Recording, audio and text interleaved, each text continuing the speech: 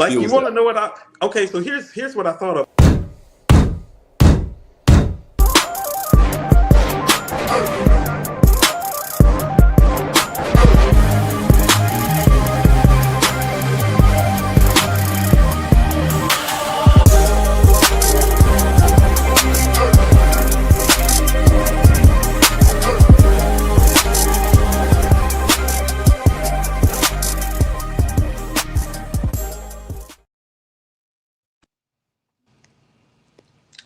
Took the advice and lit the cigar, right? Right, not finished lighting the cigar, but welcome to the review, the Mirror Music and Hip Hop Talks mashup. I'm Coop. This is Andrew. We are here today to review Supreme Clientele 2 from the illustrious Ghostface Killah. Andrew, how are you? I am worn the hell out, man. This is, those of you who know me and know me from Mirror Music and whatever know that I'm a public school teacher, and this is the end of the first week of school, so I am worn out. But I felt like we probably should pull up and talk about Ghost. Like after when you have a sequel like this on tap, we probably should have some words about it, right? Yeah, I mean, you and I have a lot of stuff backlogged that we like to do. Of course, I'm happy and stressed and full today. My daughter moved into the dorm today. It's actually in the dorm right now, getting herself situated. It has been a full and a blessed day. I'm about to light up my victory cigar. I haven't had a cigar in a very long time. You'd be proud of me. I've cut back my cigar smoking drastically. Yeah, I haven't seen you on here doing it much lately. No, I haven't had a cigar in months, actually, Andrew. Like a cigar, I haven't had a cigar in months. It's been months. We gotta keep you healthy, keep you around. Yeah, so I've cut back on the cigar smoking in the cigar clubs and cigar bars and stuff. But we're here to talk about Ghost because it looks like Ghost has cut back on the cigars and the cigar bars too. Because it does. His voice sounds way better than the last time I heard him. Oh, his voice sounds stellar on this album. I don't know where quite to start. I do want to start by letting people know a few things, though. First of all, this show is about to be fun, and part of the reasons why we wanted to do this one, not only because it's Ghost and it's Supreme Clientele 2. Well, I'm somebody that's super familiar with Ghost, super big fan of Ghost, considers Ghost to be a top 10, sometimes top 5 MC, depending objectively on how you feel. We'll talk about that during the discourse of talking about this album, which I do consider to be a pretty dope album. But you're not as familiar, and I think that you're not as familiar, but musically inclined. And so, what we've done over the years with Mirror Music is kind of like toss each other into each other's world. But you've kind of been in my world for about 3-4 years now, and you're pretty well versed. And so I kind of want to do the review of this from the perspective of someone who is versed in hip hop now, but not as well versed, and somebody like me who's extremely well versed with this guy and super impressed by this album in a lot of facet. And I'm going to pull up his entire catalog in reference to it too. Andrew, did you have anything that you want to say before I continue? Because I can talk about. No, I want to hear more about what you say. Okay, so Ghost. This is solo album number 13. This is solo album 13. I think 9 collaborative projects. The 9 collaborative projects are not including any of the Wu-Tang material. Right. So we're talking about 22 albums, and then you go to Purple Tape 1, Purple Tape 2, Enter the Wu-Tang, the 5 Wu-Tang albums. You're talking to somebody that goes to spit as many verses as anybody who's ever lived in rap. Like he's up there with the Nas's and the Scarfaces and the J's in terms of just the sheer volume of material. I want to comment on that real quick because I pulled up his discography as I was doing that, and I mean I knew about Supreme and Iron Man and Fishscale. Like I like those. Despite the fact that I'm not super familiar with the music, I'm familiar with the titles of those. Right? I mean you'd have to be living under a musical rock to not have heard those names of those albums. Not a musical one, but a hip hop one for sure. Yeah. So I recognize those names, but I looked down and this discography kept going and going and going. So there were a whole bunch of them on there in the last 10 or 15 years that I was not familiar with. So it's a lot deeper catalog than I thought it was. That's all I got. So carry on. Well, he's stellar. Mhm. So not only is he up there with the Scarfaces and those guys in Mhm. terms of volume of catalog, but also in quality of catalog. Mhm. When I was looking at the first half of his catalog, I was thinking the first half of his catalog is as good as any rapper's rap first half catalog. Mhm. As far as somebody that's to the point that he's at, and let's say when I'm saying first half, it's like if we're going by like those first 10 albums, Mhm. like those That's first that's five. that's a nuts that's a nutso sentence to be able to say the first half of your catalog is 10 albums. I just want to point that out. In any genre, in any whatever, like to say the first half of your catalog is 10 out. That's nuts. Well, we shouldn't be surprised that he's here. One of the things that I want to notate is the fact that Ghost actually said when Iron Man was coming out, he did a music review in the Source, and he talked about how he was still gonna be here rhyming when he was like 50, 60 years old. And he was like, I'm gonna have like that old dart that's gonna be like that sharp dart that still hits you. Mhm. And the Supreme Clientele too is kind of like the manifestation of that come to life, Mhm. like in a sense, Yeah. because here he is like with these old darts, but these old darts are landing. But I mean, Andrew, he talked about him landing in '96, like when he did the He interview called for the the Source shot. about Iron Man. Yeah, he called his shot, and that's another thing that the greats do. It's like the greats kind of like they know what they're gonna do, and they know what they can do to you.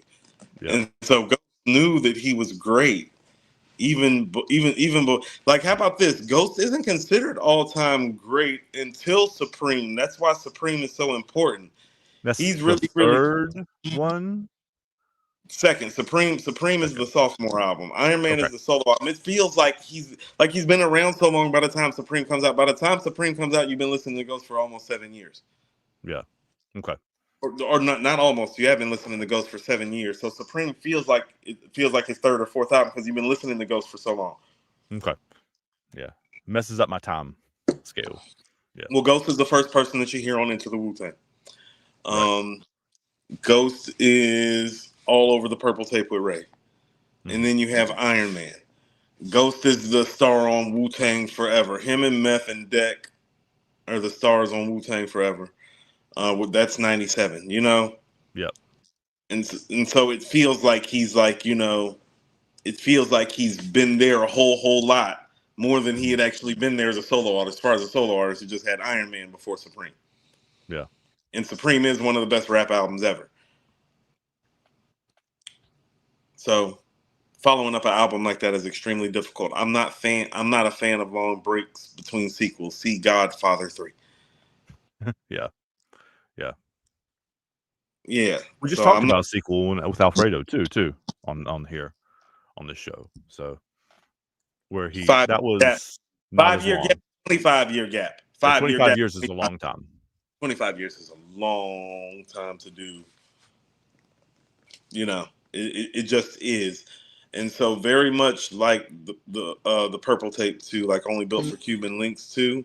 Mhm. This album um it exceeds expectations if you're looking at it realistically from the time frame. Mhm. It's not realistic for it to be as satisfying as its predecessor. Supreme Clientele to me is a top 20 rap album all time. Okay. And so I don't think it's realistic for somebody year number like, I don't know, 37, 38, 39, Right. or something of rapping like at 53, 54, 50, Mhm. to be making their best stuff. But there's some pretty uh, impressive stuff on here. There are things that happen on this album that make it dope enough to be an album of the year contender. And Ghost is great enough on here to be an MC of the year contender. I still don't think he's ahead of Malice No, from I don't for either. Malice. No, I don't think it's that. But what this album does do, and if this is his last solo rap album that we hear, I think it's an appropriate closeout. And here's what makes it an appropriate closeout if it's the last solo rap album we get from him. He reminds you of all the things on this album that make him a top 10 MC of all time, clearly. Okay. Which are what? Okay, so Ghost is the best beat break rapper ever, not named KRS-One or Nas. Hmm. You know, like Yeah. stuff like that. It's like, oh no, there's a portion of this album, like that middle portion of the Yeah, album. that was my favorite moment of the album, actually. It's The the best beat breaks moment of and the album. those two songs back to back. Like those were my favorite. That was honestly not one of my favorite. That was my favorite part of the album, personally. That's because Ghost is one of the best beat break rappers ever. Like those were some of the shining moments. Because, Yeah. and this is what I mean. The taking it back to Staten Island is what he was saying. Yeah. It's a reminder of those things. It reminds me of like how he sounds on stuff like The Grain on Supreme and Nutmeg, like how he sounds over those really beat breaky types of tracks. Like Hmm. he's always kind of been that way though. Hmm. And so what he does on this album, he reminds you that no, I'm just as nice on those beat breaks as Nas and KRS, and that's the highest of praise. Yeah. That's the peak. Yeah, yeah, he's as good as it gets on a beat break, like of any Mhm. rapper that's ever lived.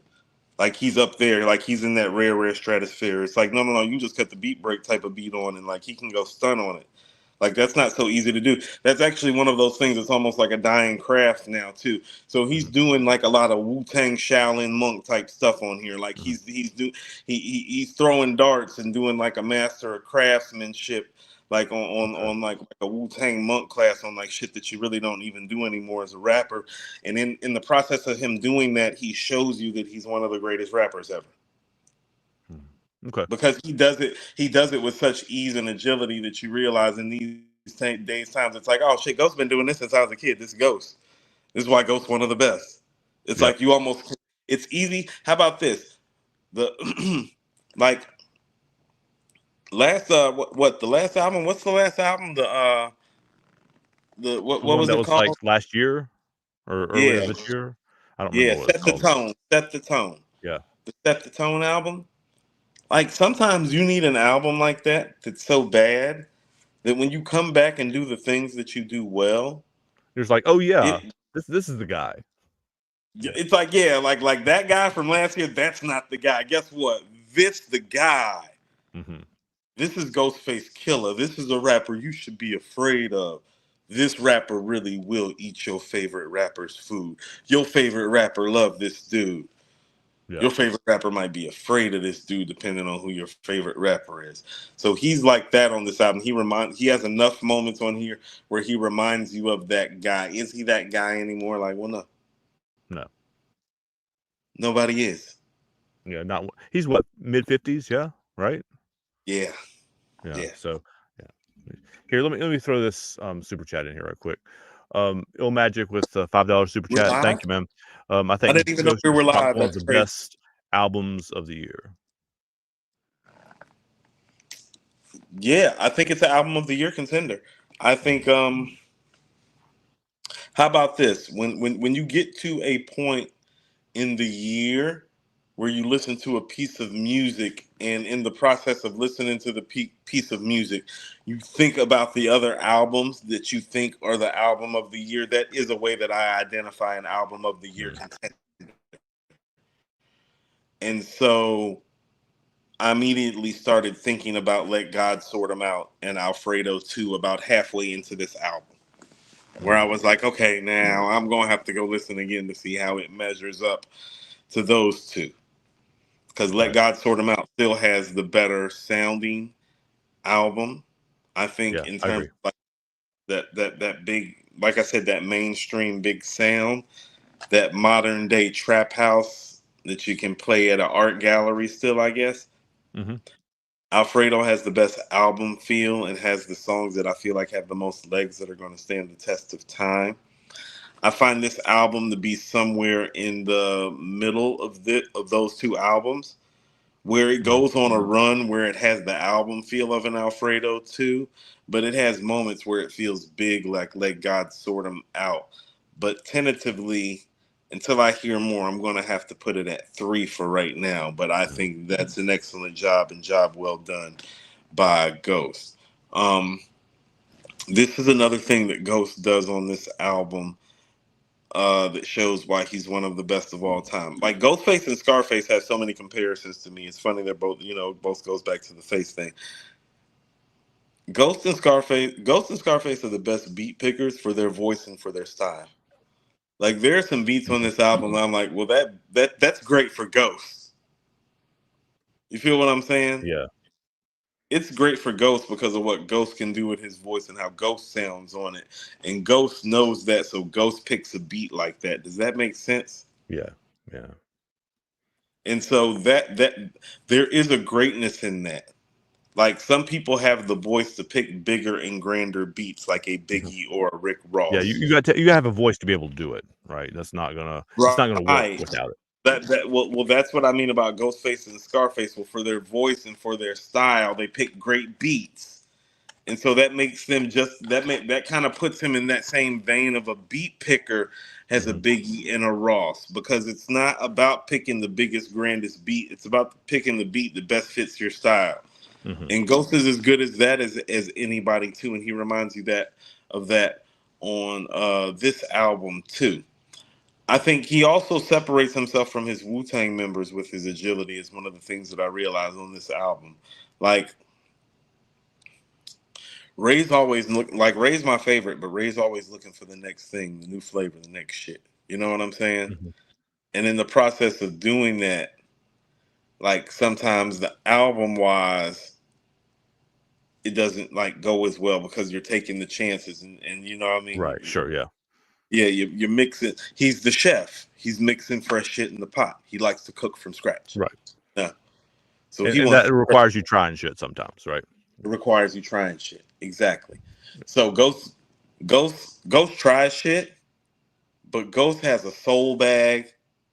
Mhm. Ghost has a beat break bag, and Ghost has a storytelling bag. Ray has a storytelling bag too, but Ghost storytelling bag is not more well put together per se, Mm. but you can just understand what the fuck is going on better if I don't know how else to explain. Yeah. Like Ray shit, you might have to like sit down and break down some of And how parse like out Ray a little pieced bit, yeah. the story together.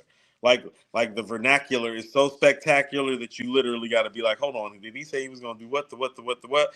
Where Yeah. Ghost like kind of will put you more in the moment of the story, the way Ice Cube, a Scarface, and Nas, a Slick Rick will, which is why they're all time great storytellers. You Mhm. know. Yeah. And so there's a lot of that stuff on this album where he separates himself even from his Wu contemporaries with that. And even the beats that he picks for like the other artists, like the last track with Method Man, like I forget like what is it called? Your Um friend, something yeah, friend. you're my friend. Yeah. Yeah, you my friend.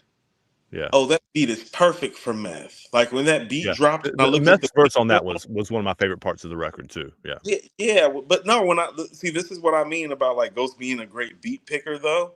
Mhm. Like a great beat picker isn't just great for you, he's great for his teammates too. And we're going to get to another thing that makes Ghost one of the greatest MCs of all time, which is his teamwork. That beat, even though Ghost picked it and Ghost liked it, Ghost heard it and knew that his Wu brother Meth sounded good on it. Mhm. That beat sounds good for Meth. You feel Yeah. me? Yeah. And it's put together where Ghost still comes off, but these guys, I don't know how it works. I don't know why it works, but they set each other up for success so many times. And I'm like, man, Ghost, of all the all time great MCs, Ghost is the best teammate. Okay. And so let's run down like the all time great MCs, like Nas. It's like good teammate, not great teammate. Mm. Jay, not a great teammate. Scarface, not a great teammate. Ice Cube, not a great teammate. Okay. They're the Michael Jordans, yeah. The Yeah, yeah. they're Mhm. the I want Yeah. my team, bitch. Yeah. And cut your head off on your own. Yeah, exactly. Yeah. Yeah, and when I mean like good teammate, not great teammate, even with Nas, I'm talking more about like the features and how many people he's put on Yeah. and kind of put in position to win and not sign them. Like I consider that to be good teammate stuff because he Mhm. knows that they're better off somewhere else than being signed to him. So Ghost. Ghost was the sixth man off the bench on Wu Tang Clan on Enter the Wu Tang though. Mm, You know what I'm saying? On yeah. Enter the Wu Tang, there's Meth, there's Old Dirty Bastard, there's Ray, there's Jizza, there's Deck, then there's Ghost. Ghost is sixth man on Wu Tang Clan. And so part of what makes Ghost so all time great is that Ghost had to be a great teammate first. Ghost was a great teammate before he was a great solo player. He And really it's was. hard to do to be a great six man and a great like headliner too. There's not many people. If we're using the basketball analogy, there's not many people who have been able to do both How about this? How about successfully. this? James Harden maybe, but like I mean, No, it's a no, short list. no, I don't even. This is what I mean. Let's look at it differently. It's like morphing into totally different players, Andrew. It's like going from being Vinnie Johnson or Jamal Right. Crawford, and then you become um, Scottie Pippen or Dwayne Wade, and then after that, you become like Kevin Durant or Larry Bird. Hmm. That's what Ghost did with his career. He went from being Jamal Crawford and Vinnie Johnson. And when I mean that, I mean both of those guys are Hall of Fame caliber Yes, players. they're bad motherfuckers right there. That's Yeah, those are some bad motherfuckers there not to be played with. They call no, them the absolutely, like I watched Vinnie absolutely not. Johnson. Like one of my earliest basketball memories is watching Vinnie Johnson score 15 straight points in about 2 minutes Hmm. on the Oh yeah, Hawks. I remember that too. That's Yeah, yeah, you yeah. bust your ass. Same thing with Jamal. We already know it is with Jamal. Hmm. 206. Yeah. So imagine being that type of player and then morphing into a Scottie Pippen or Dwayne Wade, like Kevin McHale level type of like second best player on the team player. Like Yeah. imagine being that. Like he's Kevin McHale on the '86 Celtics. Hmm.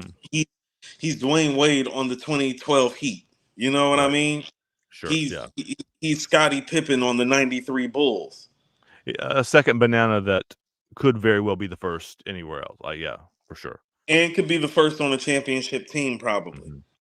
And Yeah. then he goes from that to being the actual championship player. Like he goes from being 86 McHale to being 86 Bird. Yep. He The goes jump. from being 2012 Wade to being 2012 LeBron. Hmm.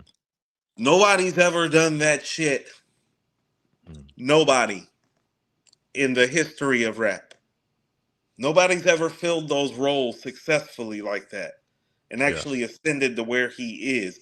And so when I'm saying you hear all the things that make him great, no, you hear the teamwork that makes him great when he's picking beats that Meth sounds great over. You hear it on the trial, on the back and forth with Ray again. It's like, oh Hmm. God, their back and forth is still flawless after all these years. He's such a great fucking teammate. Hmm. He's a great teammate. He's a great storyteller. His voice is back intact. He's got a great voice. He, I don't. This album isn't the album of the year to me, but it did make me want want to think about my top 10 rapper list and want to put him higher on it. How about that? I can get with that. Like these 13 albums, I'm gonna list these albums out: Iron Man in '96, Supreme in 2000, Bulletproof is 2001, the Pretty Tony album's 2004, Fish Scales 2006. I think More Fish is 2006, Big Doe Rehab 2007, um, That's 5 or 6 now. Yeah. Ghost Dini 2009. Apollo Kids is 2010. Apollo Kids is dope. 36 Seasons is 2014. 36 Seasons is dope. Ghostface Killers is 2019. You got the setup, and now you got this. You'd have to go to the first half of the catalog to find something better than this. To be honest with you, like you would have to go back. Like when I'm thinking about it, you're gonna have to go back to More Fish in the Big Doe Rehab and Fish Scale to Okay. find something comparable album wise to this. So this is his best album in about 20 years, Andrew. And That's so, saying a lot. well, how about this? There's a lot of the things that I've discoursed and dialogued about Nas over the course of the last 5 years in this podcast space, I could easily assign to Ghost after listening to this project. he does deserve some similar credence and and praise, quite frankly. Mhm. Like, this album is dope enough that he deserves that. It is hard to make an album this dope this late in the game. Like Metaphysics, when Metaphysics starts off, it says like Pete and Rosenberg, Mhm. late night 2004. And it's like, so I don't care that it's like 20 years old, because much like when I hear like West Savannah on Aquemini, it's like, well, I know it was supposed to be on Southern Playalistic, but god damn it, I'm hearing it on Aquemini and it still sounds good. So And I it's don't good. care. It's still, yeah. Yeah, good is still good. That goes back to what Black Rob's manager Wap used to tell me, which be like, nobody knows that that record is old except for you and your crew. Yep. Like, and usually most of the time, most of like how I feel when I heard that intro to Metaphysics, I was like, I don't give a shit when he made Metaphysics. I'm just happy that he dropped Metaphysics. It's the new Mighty Healthy. I don't care if it's on. I don't care if he recorded it 3 years after Mighty Healthy. That still makes it the new Mighty Healthy to me. I don't give a shit. Mhm. Thank you for dropping it. Job well done. This is also masterfully done, because this is the best project I think that he may have production wise, where RZA has nothing to do with it whatsoever. Mhm. It definitely doesn't sound RZA-ish either to me. Like it's, There's no RZA ish on here. yeah. I mean, I know he's not literally on here, but it doesn't sound. None of it sounds like that either to me, anyway. Well, I think that's because Ghost on this album got into his beat break and his soul bag, and those are his two best bags. Mm. You do have to understand, he is he is the only Wu member whose best album RZA really didn't do the beats on. Hmm. Like, Ray's best album is RZA's best beat tape. Jizz's best album is RZA's second best beat tape. Meth's best album is a pretty dope ass beat tape. Same thing with Return to the 36 by Dirty. RZA did everybody's best work except for Ghost. That's another thing that makes Ghost so great. Like, Ghost has a classic with RZA. Ghost has an all-time great classic without RZA. RZA's just the executive producer of Supreme. RZA only did 3 beats on Supreme, if memory Okay. serves. It might be 2. Cool. So, Well, so, so let me slide the super chat in here right quick. Stefan Young, $2 super chat. What up? Hope everything is well. Yeah, we're holding it together, man. Holding it together. what do you say? I said we're holding it together. He said, "What up? Hope everything's well." Yeah, we're doing good today. Andrew made it through the week. I got my daughter moved in. Ghost made a great album. God is good. Life is good. We mighty healthy over here. Mighty healthy What indeed. what are your impressions about this project? Tell me what your ear tells you. This is to me, the second album in a row that we've talked about on this thing where we don't necessarily hear the same things.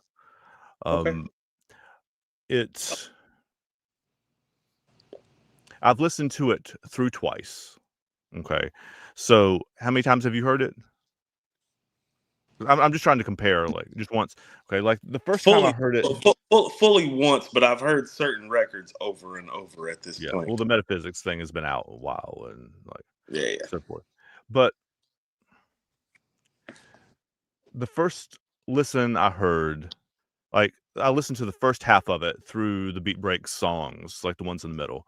And I was like, oh, this is actually pretty good. Like I dig this. And then this may be just exhaustion, and it may be like because I turned it off, put the kids to bed, then came back to it. And then the second half of it, I was kind of like, uh, not I wasn't really feeling the second half of it. Now, the second time I played through it, um, it was better, but I still don't know that I would put it third for the year. But like I fully accept that I am without all the context of the previous albums and stuff like that. I'm just telling you what I hear and what my ear was drawn to, right? Yes, yes, yes. I think for somebody like you, how about this? He raps over a lot of the stuff that I think Black Thought likes to rap over, just Mhm. about different content. And so I Yeah. think you're drawn in. I don't think you're totally drawn in on the content, because I think you like like even though you digest well, Hmm. I think you are mindful about what you digest. Yeah, that is true. It, and he is difficult to digest at times. Mm. Like he is an acquired taste. It's like he's not he's not the wine that you pull out of like your cellar for your friends who don't know wine and appreciate wine because they might not get the shit that they tasting when they sip him. And that's not to Right, say you exactly. have a refined Yeah. palate. Like again, I'm coming to this as an ignorant.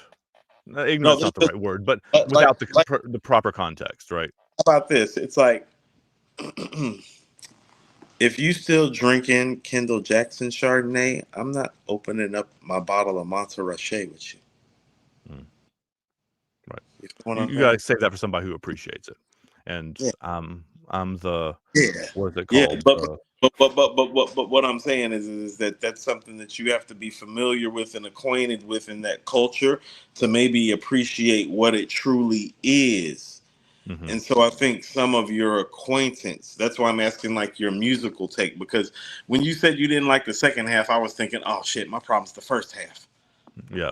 Says this is the reason that we have these conversations, and this is and for those of you who haven't gone back and watched the like the early Mirror Music episodes, which is like late 2021 ish kind of times, um, we neither of us knew that much about like Coop. I mean, Coop knew some about rock and roll music, and he's learned a lot more since then.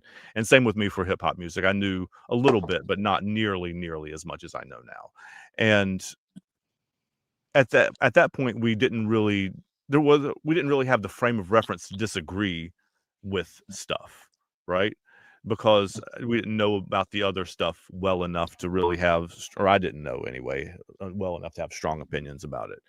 And it's interesting now that we're both more well versed in stuff that we're disagreeing more or feel more strongly about what we hear, or I do I think, anyway. I think, I think what has happened to both of us is that we've taught each other so much that we've got more identifiable musical boundaries about when we step into each other's worlds now. Yeah. Because like now, I think before you just picked up the rap shit that you like, and now it's just gotten more particular. It's because the same things happen to me. It's like somebody might be like, "Oh, well, what's that?" It's like, "Oh, no, no, no, that stuff's good," but that's really not what I listen to when I listen to that Yeah, stuff. exactly. Like it's not, like it's not something this album would fall in the category for me of something that I listen to that I appreciate the craft that I like say, oh yeah, he did what he was trying to do, but it's not necessarily something that I'm going to pick up again. Right? Like that's kind of So where I am with it. okay, no, no, no. So I dig that, and that's what. Okay, so somebody like you saying that Hmm. is what kind of separate maybe a Tupac and a Big and a Jay and a Nas from Ghost, because you don't say that about them, and that's what I mean. Their stuff is easier to digest. I don't Hmm. mean musically. I mean definitely like vernacular Right. wise. I'm delivery wise. Hmm. Easier for somebody like you to digest where the world that they're putting you in is a little bit more clear, like like listen to a great Ghostface album. It's like it's like you should literally do mushrooms with Alice in Wonderland and then like jump down the rabbit hole. Like that's what a Okay. great album I is see like. what you're saying. Yeah. You feel what I'm saying? So It's it's also not. probably the reason I like JID's album better than Freddie's. I mean, it's the same for many of the Yeah. same reasons, right? It's Yeah. yes, for some of the similar reasons. It's like, well, well, that's not really your vibe. You really don't like stuff like that. Like Yeah. that's not who you are as a person. That's not what you are geared towards. Like Yeah. typically musically, and so part of why I wanted to do this with you is that I wanted to see how much musically you appreciated Ghost because I didn't think this was going to be your thing. Right. Yeah. Yeah. So I wanted to see what your musical appreciation for Ghost actually looks like because I listen to this album. I say Ghost is one of the most like, even if he's not a top five MC, he's definitely top 10 in my opinion. Hmm. This album solidifies that for me. As far as the completeness of an MC, I put him in top five. Like he's complete as an MC that you could ask for. I think the only thing Ghost really doesn't have is super big hit solo records that the other guys that get Right. like put against him have, but he has everything else. Rhodes Art, and shout out to Rhodes Art. Rhodes Art produced the trial, the Ray and Ghost back and forth with Okay, Method cool. Jizza. When I was interviewing Rhodes Art, I was talking to him about it. It's like, oh, you like that cinematic shit. Well, this is the most cinematic and best Yeah. Wu-Tang posse cut in the minute. That's another thing about Ghost. Ghost gets the best Wu-Tang posse cuts. Supreme Mhm. Clientele's got Wu-Banger 101 and Buck 50. Fish Scale's got 9 Millie Brothers. These are the best post Wu-Tang Prime albums, like Wu-Tang tracks. He always does it for some reason. Mhm. That's one of those separating moments where it's like, well, they do Wu-Tang tracks, but when the Wu-Tang tracks on Ghost album, it just hits different. Okay, yeah.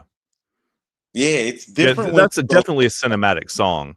Um, like, and like I didn't remember. I remember talking to Rosart about that song now, but I didn't remember listening to this album that was that song. Does that make sense? Like I yeah, know it now. It feels.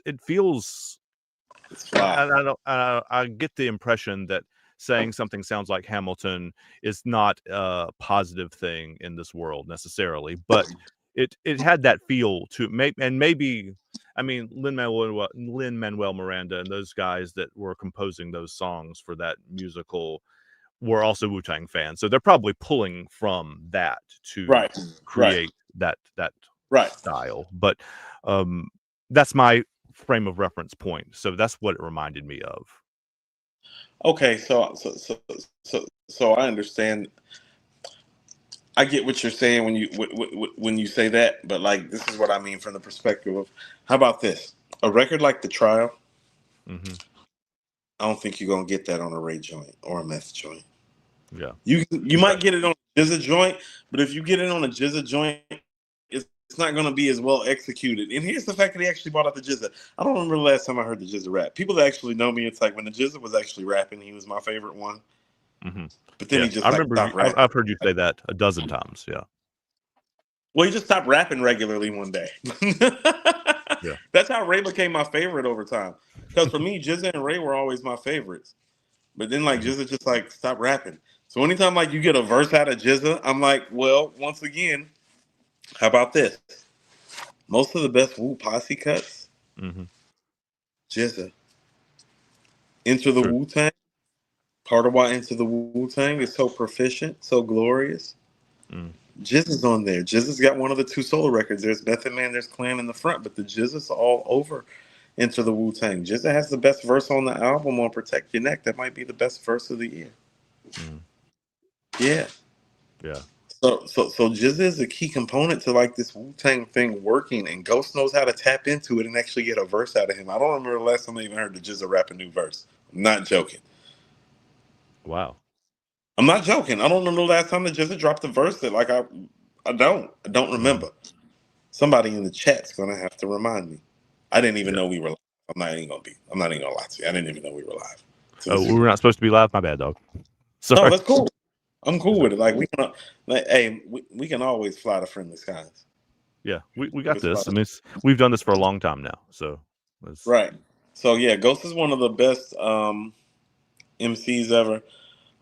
This album's good. It's much like the Purple Tape too, in the sense that it's like it's a dope level. It's not that level of this of right. its predecessor, but it's really good.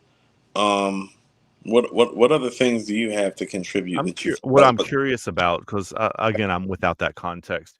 Oh, You've talked a little bit about how it compares to the original, and so that's not as good as the original, obviously. But I don't think oh, oh, anybody expected it to be. oh no. Um, but it's Yeah, not like realistically, It's not like an embarrassment either, right? Like it's not like why did you call it that?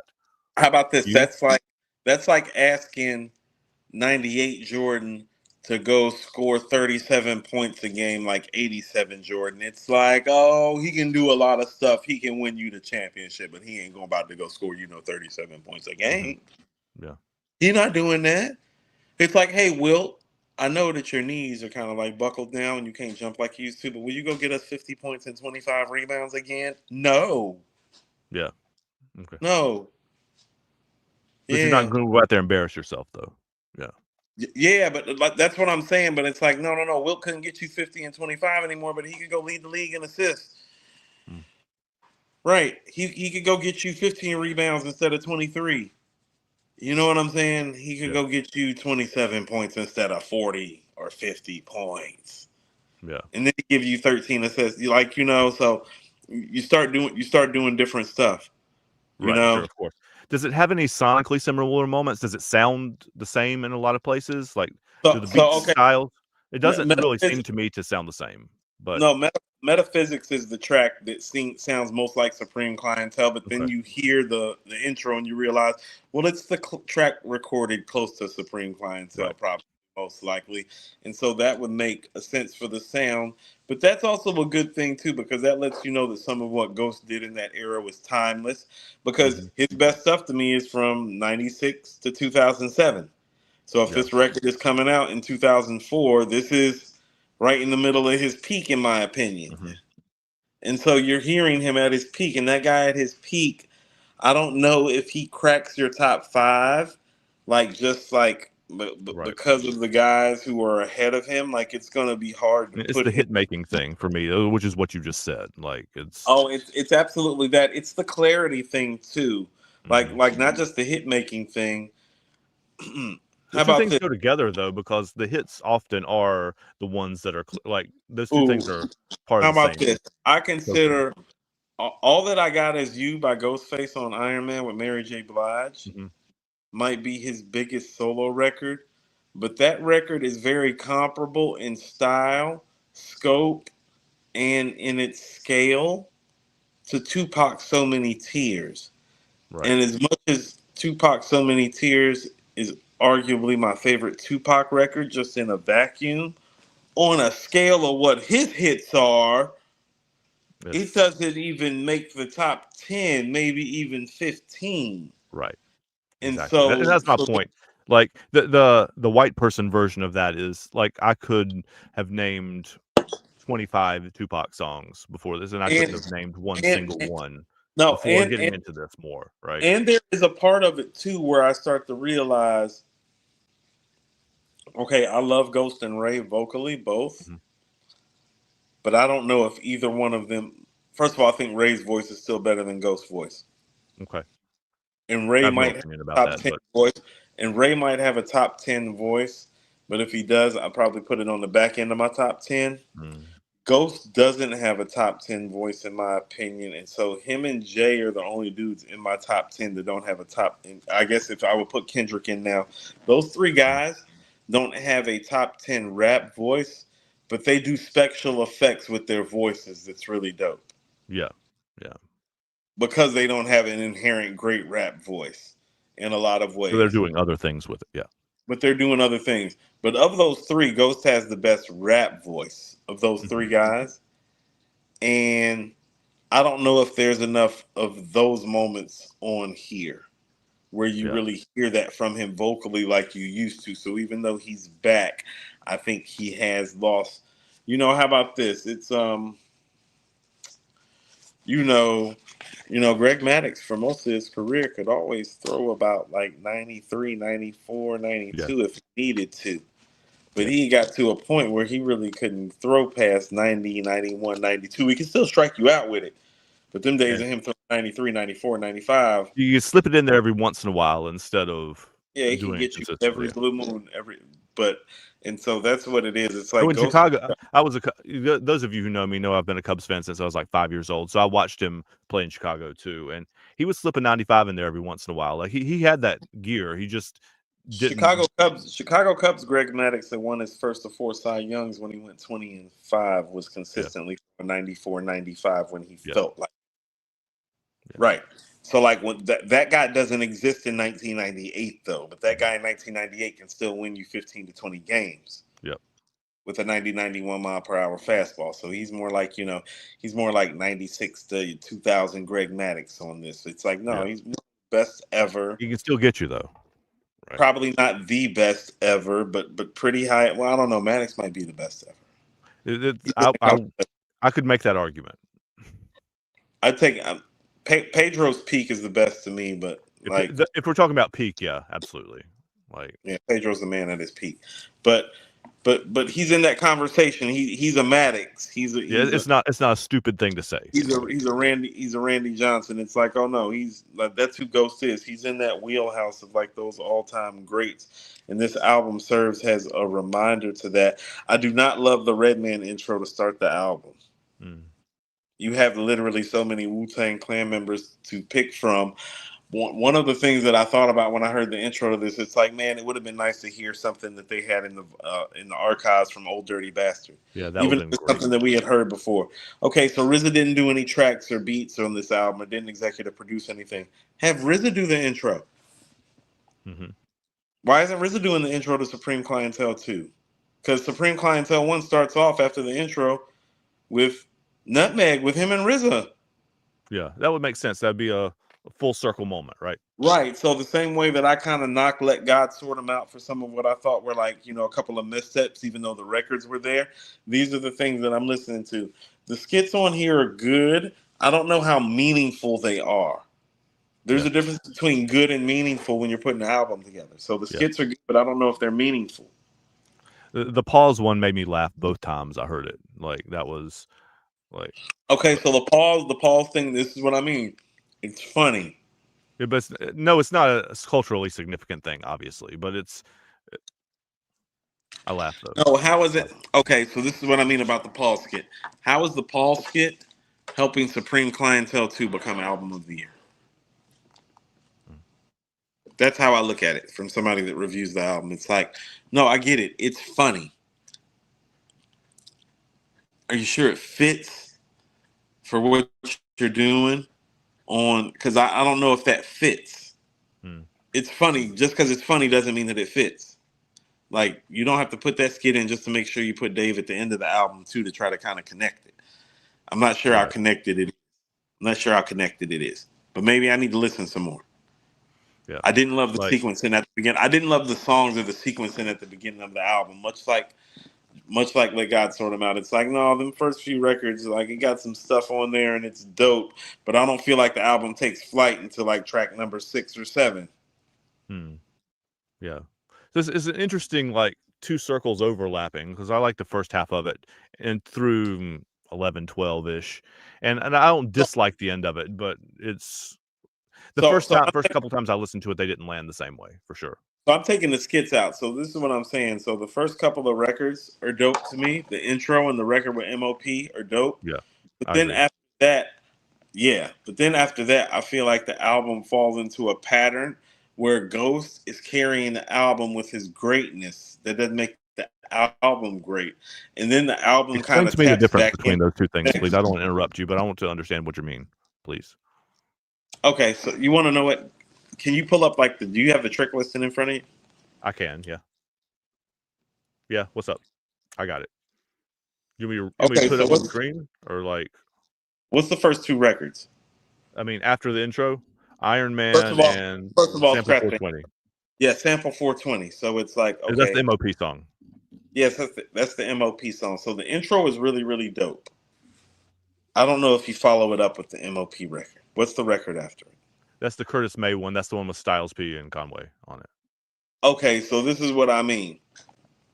You're Ghostface. Wu-Tang. We're on track 4. We have a Redman intro. I see where you're going with that, yeah. Okay. Right. This is what I mean. We're talking about the album. We're not talking about the records. We're talking about an album being put together. So you're Ghost from the Wu-Tang Clan, and you're starting off this album with the Redman intro. And then you do the Iron Man joint. The Iron Man joint is fire. Yeah, I love that song. Yeah. Here's the problem with the Iron Man joint. It's kind of like, when you're great, you're a victim of your own past. Oh, well, this ain't no... I hate to say it like this. This isn't Iron Maiden off of Iron Man. This isn't Shaky Dog off of... That's the problem you're going to get in this kind of context, right? People who would know the catalog really well are comparing it to... Yeah, but it's dope. But this is what I mean. That dope Iron Man track is shrouded around a Redman intro, a Styles P featured song. You know, it doesn't feel Wu-Tangish. It doesn't feel Supreme Clientele 2-ish. Yeah. it doesn't have a Wu-Tang feel at all, like this album doesn't to me. This Supreme Clientele too, though. That's what I'm saying. This is the sequel to one of the jewels in the Wu-Tang crown. The Purple Tape 2 starts off on some Wu-Tang shit. Yeah. House of Flying Daggers with That was Ghost, with Ghost, Ray, Deck, and Meth. House of Flying Daggers. And then this is what I mean. Ray sticks to the theme of the Purple Tape 2. It's like, no, the Purple Tape 2 got like Pyrex vision at the beginning of it, where Ray is literally mumbling. Ray is literally mumbling over a track about cooking crack. The beat has water boiling in the background. He's on message. He's on topic. He's on theme. He's in line. Supreme 2 does not start off on line and in theme and on message. It doesn't matter if the records are dope. That's what I'm saying. So it's like you can have some dope records. You got to put it together. You're Ghostface Killah. You're one of our greatest storytellers. You're one of our greatest MCs. You're one of our greatest album makers. Supreme Clientele is one of rap's finest moments. Like, how about this? Supreme Clientele is Picasso's blue period in the art world. That's big time.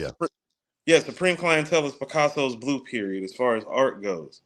It's big time, big time. It's not just a regular piece of work. It's like it is what the album says it is. It's Supreme Clientele. Like the album is like that. The rapping on there is as good as the rapping gets. The beats on there he's special. Right. So the standards are different. And so Supreme Clientele 2 is good. It's not great.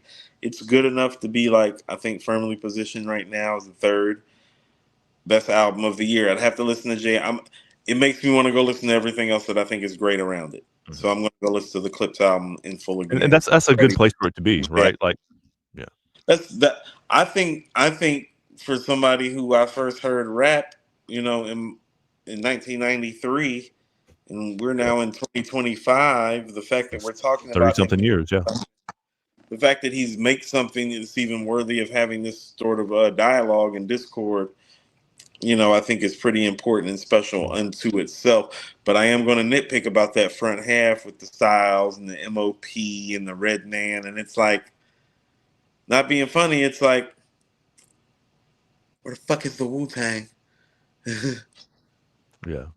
Okay. Yeah, I don't want to hear like the first Wu-Tang joint be like track 12, and I've already heard Redman, MOP, and Styles. It's like, no, that's not Supreme Clientele. As a matter of fact, on Supreme Clientele 1, the only person that's not Wu-Tang affiliated, like on the rapping side of shit, is Redman on Buck 50, if I'm not mistaken.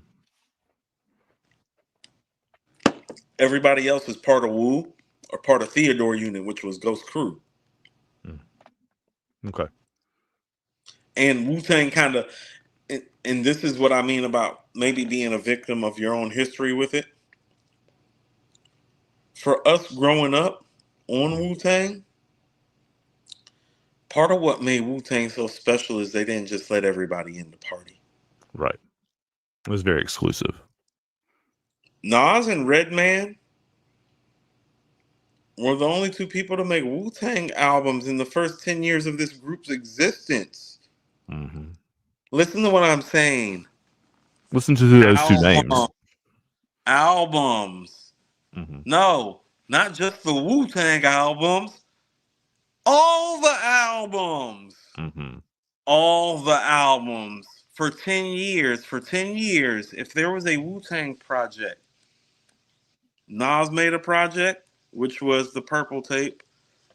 Redman made a project, which was the W with Red Bull. And so did Snoop. I guess the W would be when they kind of broke it. That's 2001. So Snoop and Redman are on the W. Is there anybody else on the W? Yeah, as far as rappers. So, yeah, so you got pretty much from when Protect Your Neck comes out, which is like 92 to 2001. Only people you hear rapping on Wu-Tang albums is Redman on Supreme and Red Bull. Snoop on Conditioner on the W. Redman on Red Bull. Redman on Buck 50. Nas is on the W2 on Let My Niggas Live. Right. Nas is on Verbal Intercourse, of course. Right. That's the extent of verses if you got on some Wu-Tang shit for the first 10 years. That's a short list. So no, I don't want to hear no Wu-Tang rap album ever start off like it don't matter. I love Style. Style sounds great on that record. Yeah, he does. He does. I don't care. I don't care. I don't care. That's track 10. Yeah. That's what I mean about the sequencing. It's like, no, that's track 10 and the trial is track 5. Like, what are we doing? Yeah. And so I'm curious, from what you've said, you think this is better than Ray's album, than Emperor's New Clothes? I don't know if the beat selection is better. I think this is one of those albums where, if you're saying it's 3, then it's better, right? Like, I'm not. Yeah, it's better because Ghost is better, I think. Okay. At making an album, like I still prefer to hear Ray rap. Ray may have the better selection. Yeah, like I still prefer to hear Ray rap. But an album, this is what I mean back to the Alfredo 2 thing. We're talking about the album. We're reviewing the album. We're not reviewing the artist. We're not reviewing the songs. We're reviewing the album. Yeah. Ghost is one of rap's best album makers, and you see it. Like you see it. It's different than everybody does it differently. Everybody's craft is different. The medium that everybody operates in is different.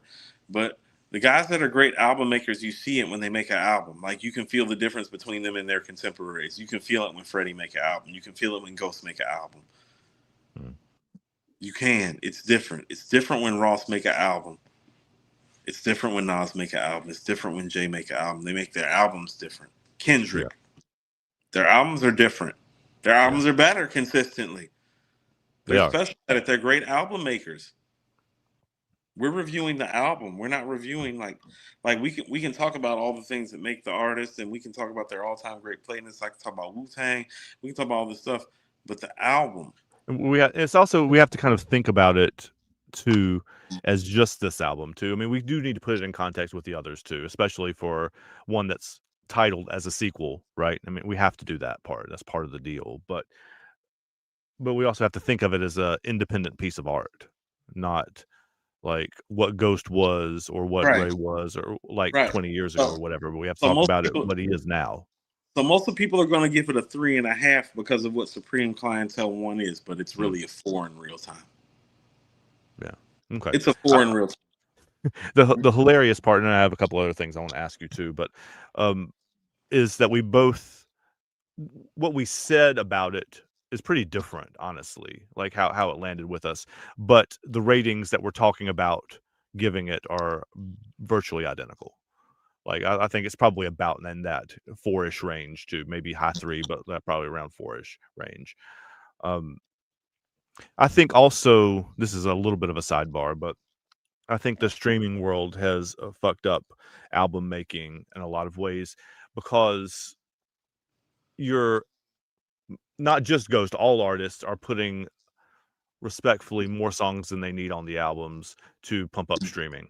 Like, and I understand why they do it. Like, I get that's the game. I get how that works, but it's one of my gut reactions to seeing new albums, new track lists, new whatever, is that if it's a double album length, which in my brain is over 20 tracks, then it better be really good. There are very, very few albums in the history of music, to me, that clock in over 20 songs that should have over 20 songs. It's a short list. So, you know what's crazy? Yeah. So this is what I mean about Supreme Clientele being a truly special moment. This album has more tracks than Supreme Clientele, but it's actually shorter than Supreme Clientele. Right. It's only like 45 minutes, 48, I think. Yeah. 48. I think Supreme Clientele is like an hour and 7 minutes. Yeah. And it's an hour and 7 minutes of like sheer brilliance. Mm-hmm. Yeah. Of like sheer, unadulterated, like panoramic view. Like I said, mushrooms down the rabbit hole, Alice. Yeah. One of the funniest things, this is a little bit of a sidebar here too, but like one of my new really interesting albums that I've been listening to in the past week is by a band I'd never heard of that my friend at school told me about, called his name's Ryan Davis and the Roadhouse Band or some shit like that. I don't remember exactly what they call it, but the album is 7 songs and 57 minutes. And so it is. I debated proposing to you at some point doing a series of or to add to our review slate. Um, these are albums that I really like or you really like that you think the other person's going to hate, because I don't think you would like it at all. But No, as soon as you said that, I said, hell no. As soon as you exactly, said, I know you would. I know you would not like it. nope, But not at but all. I'm like, the but beat just dropped. The song's over. I hate this album. Next. exactly, and that's kind of the point, right? And one of the things that's going to make this review show great, I think, is that we do have differing opinions on things, right? Like, and not that we're arguing about it necessarily, but like that we do have contrasting taste. No, I think we've always had contrasting tastes. I Yeah, think that's kind of like, I think that is some of like what our friendship is actually built on yeah, too, is that we've had dialogue and discord. How about this? You and I, we actually have opposing thoughts about almost everything. It's like, so think about this. We've been talking music just as long as we've been talking tennis. You and I yeah. have been talking tennis since Roger Federer and Rafael Nadal were in their Since we were in prime. high school, yeah, which was before We that, were but yeah, you were you were always a fan of Federer's game. I was yep, always a fan of Nadal's game. hmm It was yeah, all, you can think about the hour-long text message conversations we had about their games and why yeah. we loved their games. Hours, So, plural, yes, hours, yeah, hours. We spent hours just talking about those two guys' games over a course of like days while they were hmm playing in tournaments. Like they yep, would be whooping guys' ass, and I'd be like, "You see why I love this guy? Did you see what he just did? Did you see that forehand?" And yeah, yeah, and so we've actually had like diametrically opposed views about hmm everything. We've just always been able to dialogue and discourse about it very, very well. We need to do an unwrapped episode on that and how that works too at some point. Yeah, no, no, no, no, no. That's one of the things that I have tapped into unwrapped is how our relationship specifically has worked as a white man from your environment and a black man in my environment, and how we've always had the ability to meet in the middle without talking about meeting in the middle. Yeah. You and me never had a conversation about meeting in the middle about shit, have we? Nope, not once. Like Never. even in this review right here, we did not talk one word about this album before we came on air. Like we No, didn't say like other than say this is what we were doing, right? Like, and it continues to be hilarious to me that you think this is one of the best 3 albums of the year, and I think it's respectfully not probably in my top 10, but right. like we come to the kind of the same place of the ratings of it too, right? Like, so it's fascinating to see that we're coming at it from opposite directions, but we kind of end up in the same place. That's what Well, happens on the Mirror Music well, episodes all the time too. well, also too, some of the discord that we've been having personally. Well, quite frankly, you're more impressed with this rap year than I am, hmm and Yeah. so Because you I don't have. I listen am more impressed with the non-mainstream stuff than you are, right? It's not that Like, I'm not impressed with it. It's that like it's more my style, I guess. not even more your style. I always had this thing, and I used to say this to Mike when we did According to Hip Hop. hmm I'm not here to trash an album. Right. I want to review albums and give people their flowers and be honest about it, Yeah. but give them a good rating. Yeah. That's And what I want so to do too. I'm not trying to get on here and be like this album's trash. No, I don't want to do that. there are some artists that are big enough that you just gonna come up here, you just gonna get this rating and take this rating. But about Yeah. everybody else, I'm mindful. Like Ghost, you just gonna get this rating. You're Ghost. Yeah. Kendrick, you're gonna get this rating. Clips, you're gonna get this rating. Right. Like We some got to have guys. that conversation. Yeah. Yeah, It's part some of the deal. guys, it don't matter who you are. Oh no, about who you are, about who you say you are, about people who you say you are, about who your fans say you are. You hmm just gonna take this rating. But about some of the guys that you've liked this year, well, part of the reason why I haven't said much is because I know how critical I can be, and I don't want to say anything that hurts Right. their shit. So if I feel like it's somewhere between like a 3.25, or a 3.5, I'm Mhm. probably less likely to review it because I Right. don't want to to refrain badly on them. And that's not to say that like I'm special or I'm doing anything special. No, you still That's don't. You have a platform, and we have a platform, and we don't use it to harm but that's people's yeah, careers. That's not like the main because reason a I'm lot of the indie stuff that I talk about on like the personal on a personal level, like that's stuff that I really like. Like I'm not going to like go out of my way to find indie albums and be like this sucks. Like I'm not going to do that. So, but if I find something that I really like, I'm going to talk about it. like okay, so I think the Purple Tape 2, which came out in 2010, is the best Wu-Tang album since Supreme. Okay, So Supreme came out in 2000. I was going to say 2000. I think, yeah. Purple Tape 2 came out in 2010. Rap had totally changed by then. Mm-hmm. But Ray created a formula on the Purple Tape 2 that upgraded his formula, like I always talk about the intro to the Gangstar album, The Truth, without it feeling compromised. So that's what I mean is like the Schoolboy Q track on here is fire. Mm. It's not Broken Safety with Jada Kiss and Styles P though, because Ray kept them in his Purple Tape 2 chamber. Right. You know, And that's the thing that which is good for us to have two different people reviewing this because I can only talk about what I hear. I don't have the previous context in the same yeah, way that you do. So I yeah. have to talk about just what I hear in this moment right now. So I'm not hearing what I hear in this moment and at the same time comparing it to something that So I heard 15 years ago. so here's why I'm bringing up Ray. I'm not bringing up Ray because like it's the Ray and Ghost thing. Mm-hmm. I'm bringing up Ray because, well, for most people, the two best Wu solo albums belong to Ray and Ghost, and that's Only Built for Cuban Links and Supreme Clientele.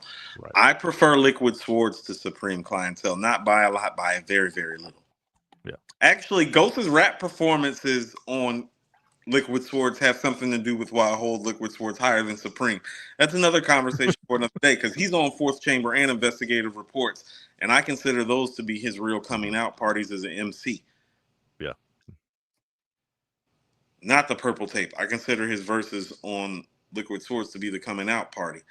But because most people hold Supreme to be the solo album closest to the Purple Tape, Right.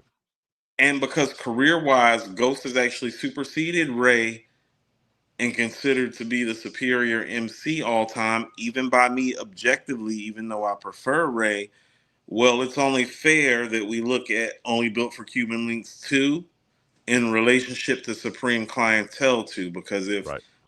Supreme Clientele 1 is the closest That's thing the to Only standard, Built right? for Cuban Links 1, yeah, we have a standard and an approximation to work off of.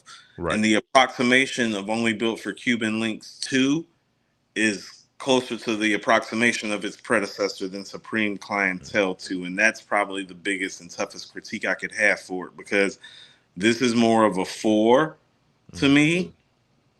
It could turn into a 4.25 if I listen to it a couple more times, and I'm going to do that, of Yeah, course. I'll be interested to see what it does to me too, because it's already better the second time I listen to it than the first time I listened to it. So it may Some just of the be one joints, that grows.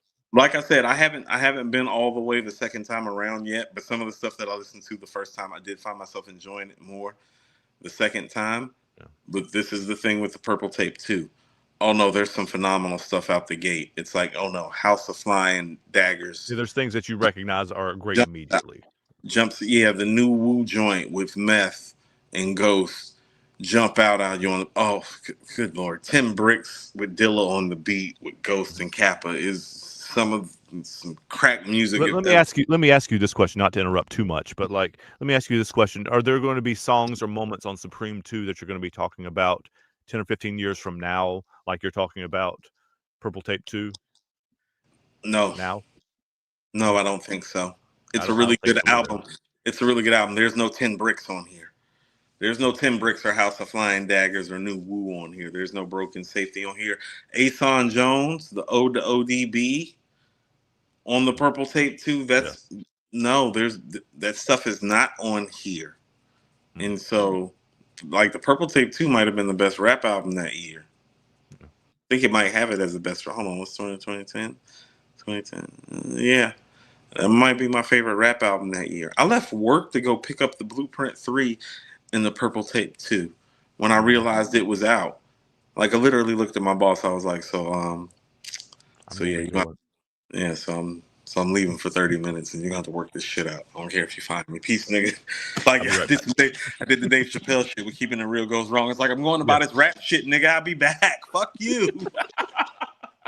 This Dave Chappelle full circle moment right here. What's your favorite moment on this album? Like right now, like what jumped out at you the first time through? Oh, the trial. The rain goes back and forth is always the thing. And see, hold on. The rain goes back and forth Mm. is always like a movie. They Yeah. actually did it like a movie this time. Yep. What if this is the last rain goes back and That's forth? that's We some, get that's some like actually Law and did. Order shit they got going on right there. Yeah, Yep. it's beautiful. It's got meth, the Jizza Ray, and oh, it's phenomenal. I think it's my early thoughts are it's the best track of the album, but I always feel that way about the Ray and Ghost track. Yep. Typically, off initial onset, the trial and metaphysics are what stood out to me. Mm. Is there something on there you could do without besides the intro you said, or you wish the intro was somebody else doing it? I guess is what you said really. I wish, But I wish. How about this? Since we actually got Jizza doing a verse, mm-hmm. we got Ray. We didn't even talk about the fact that there's a Nas verse on here that's pretty Yeah. dope. Schoolboy Q, like there's a lot of dope stuff on here. Yeah. I just don't know how it's gonna transcend. Like I'm still playing Broken Safety off the Purple Tape. I'm not joking. Some Right. days I'm man, play that Broken Safety shit. We in the hood scraping them. Jada Kiss Ray and them. Y'all lame niggas come uptown, spend the day with them. Yeah, it's just the energy is different. There, like, this is not something I've heard more than once, probably. Like what you just quoted me, but like, there's nothing that even that from you doing it in 2025 on a live stream doesn't that hits me more Yeah, than yeah. anything that I've heard on here. Not So that the that's what Ghost I mean. album is bad, but it doesn't Like, hit me the same way. Broken Safety to me is the modern day template of what Wu-Tang should do when they're getting with guest members. It's like you need to get guest members that are lyrically inclined like you, Mm-hmm. that know how to get in the chamber that you know how to get in, like on some rap shit. Right. You know, I used to move Being a good Brown Records, teammate, even maybe. roll you a blunt and smoke you a Death Angel. Yeah. Yeah, they're crazy on there. They're crazy on there. Yeah. And so I was wanting more stuff like that on here. It is consistent though. It just feels like it gets off to a little bit of a rocky start. I'm gonna see how I feel after a couple more listens. But for the most part, Yeah, I'm gonna check out that second half too again when I listen. really dope album. So here's the thing: when you're as great as Ghost, it's like when you get halfway into an album like this, it's like, okay, so this album's not better than Iron Man, it's not better than Supreme, it's Right. not better than Fish Scale, it's not better than Pretty Tony, it's not better than Bulletproof Wallet. So it's not a top 5 rap album from Ghost.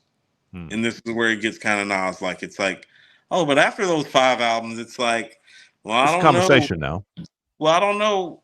I'm a big fan of the Big Doe Rehab and More Fish, which is 2006, 2007, so part of his Right. prime run. I'm a big fan of Apollo Kids. That was a joint he did with Apollo Brown, the producer, that I thought was really dope. 36 Seasons was dope. I think this album might have the potential to be better than those, which means if he has 13 solo rap albums, Mm-hmm. and this is the 6th or 7th best one, that's still top half of the catalog for a top 10 MC, which means he did his job. Right. Right. And then this goes to the point. Don't be calling some of these guys the greatest MC of all time.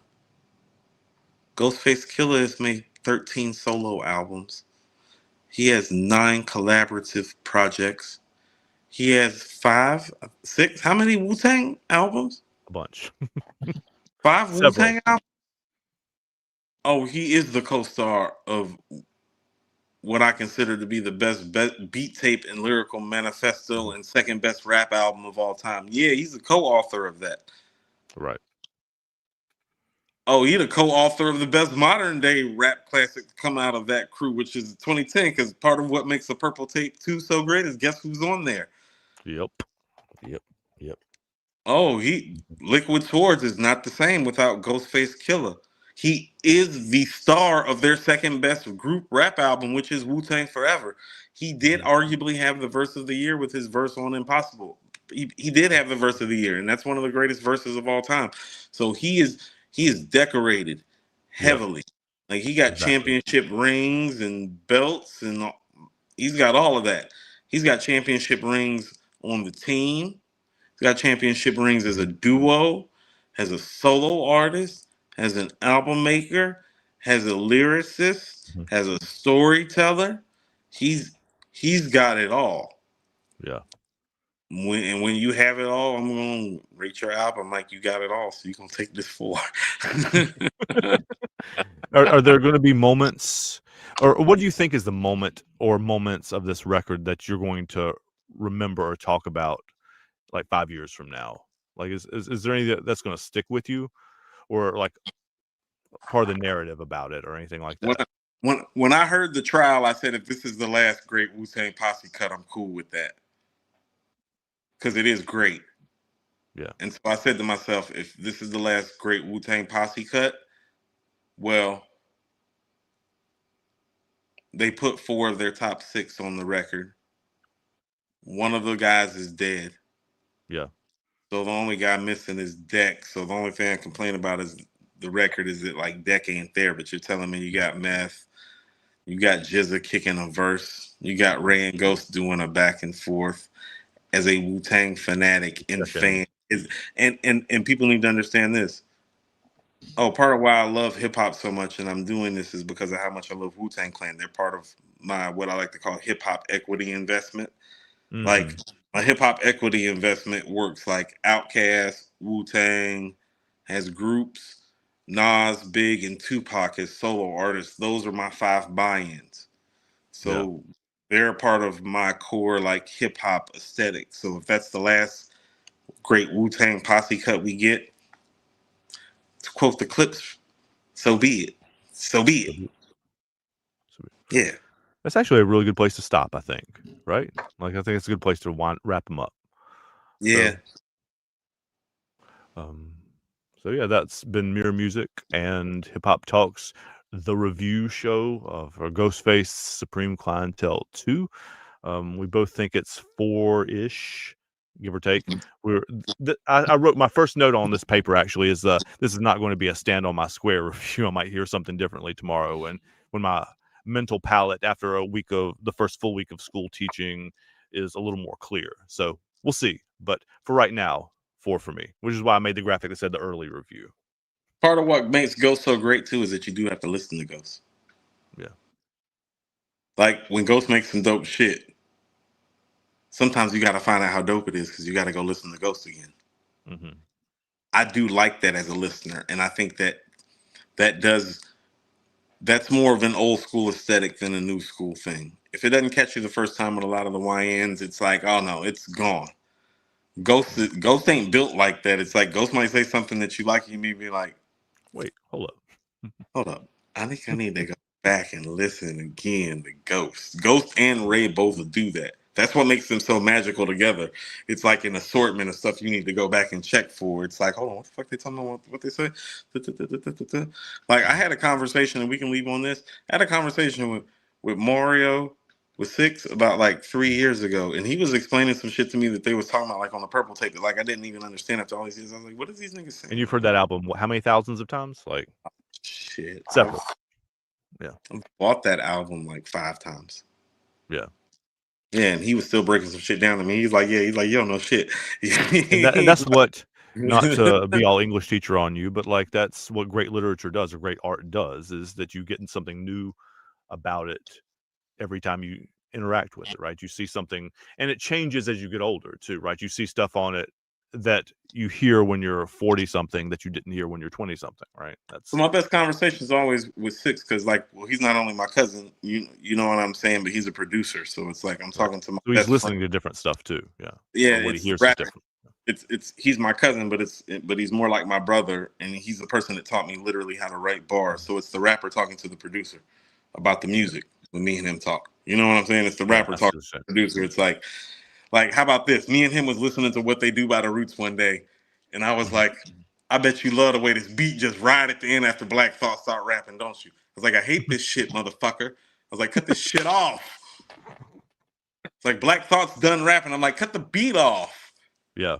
And he's just looking at me. He's like, you don't know shit. This is when we were kids. He's like, you don't know shit. I'm like, yeah. I'm like, cut the fucking beat off. Black Thought's done rapping, nigga. Like, but Yeah. that's the 16-year-old talking to the 20-year-old when Philadelphia Half-Life's coming out.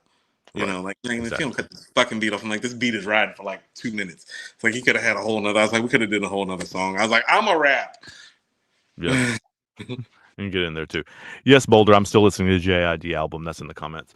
And I still think it's really good. I'm still listening to G's is a song of the year contender. Yeah, G's belongs in that conversation. This is actually a conversation we had behind the scenes, is that I think I haven't heard a hook from a song better than that one this year. No, G's is the hook of the year. I'm gonna have to agree with you on that. G's is the hook of the year. G's and Skate I'm playing still like the most stuff on the album. I'm still playing it. Yeah. Mm-hmm. I'm still playing Freddie. I'm still playing some joints from the clips. Yeah, me too. Those are the three for me. Yeah, like of the major label releases anyway. So I don't even know what you call it anymore. Yeah, the ones that have more publicity. They're not like independently released independent artists, whatever. But love a lot of those too. But that's a different conversation for a different day. All right. So, we out, guys. Thank you for joining us. Thank you for hanging out. Thank you for allowing me to participate in this conversation. So hopefully you enjoyed the two different perspectives, what we got going on. Esquire is saying, check out Chance the Rapper's last one too. Actually, I've listened to some of that. Actually, it is pretty good.